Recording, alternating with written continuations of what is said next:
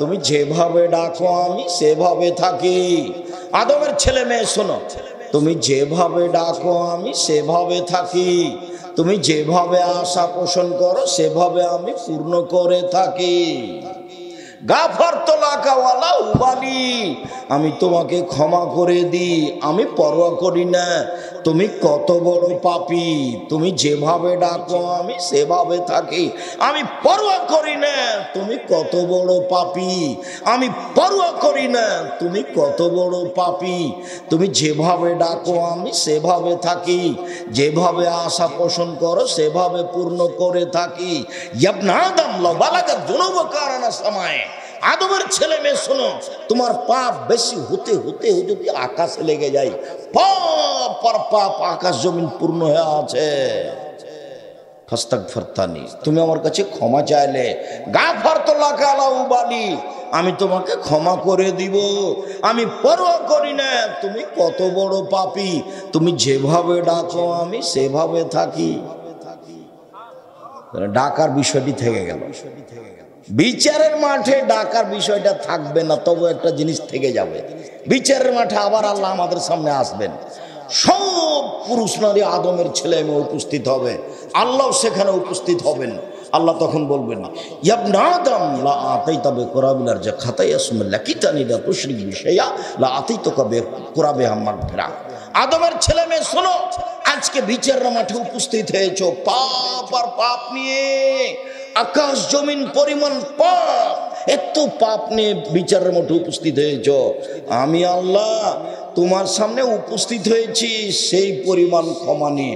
তোমার যেই পরিমাণ পাপ আমার সেই পরিমাণ ক্ষমা, তোমার যেই পরিমাণ পাপ আমার সেই পরিমাণ ক্ষমা।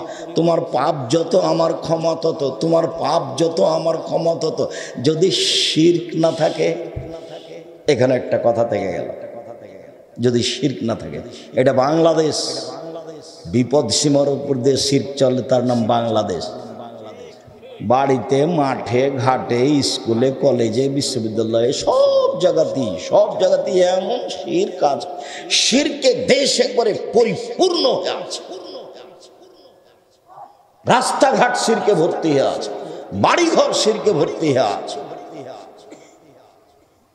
ছেলেটা বলছে দেশ ট্রাভেলস গাড়ি, সূর্য বলছে শাহ মকদমের পবিত্র ভূমি। এই বেটা, রাজশাহী বলে শাহ মকদমের পবিত্র ভূমি, শাহ মকদমের বাপের ভূমি। রাজশাহী কার ভূমি? আল্লাহ।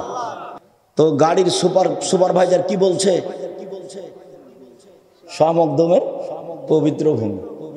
যখন সূর্যটা ডুবেছে, হাতে হাতে আলো দিয়ে দিয়েছে। এই শোনো, সুপারভাইজার শোনাইছে, গাড়িতে আলো দিলে কেন? বলছে আমার বস সূর্য ডুবার সাথে সাথে গাড়িতে আলো দিতে বলেছে। ওটা তো হিন্দুদের কাজ, সূর্য ডুবার সাথে সাথে বাড়িতে কি করতে হবে?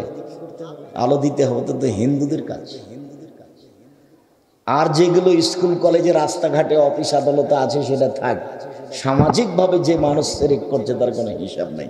বিচারের মাঠে আল্লাহ একটা কথা রেখে দিলেন যে যদি শিরক না থাকে তাহলে তোমার যে পরিমাণ পাপ আমার সেই পরিমাণ ক্ষমা, তোমার যে পরিমাণ পাপ আমার সেই পরিমাণ ক্ষমা, তোমার পাপ যত আমার ক্ষমা তত, যদি শিরক না থাকে।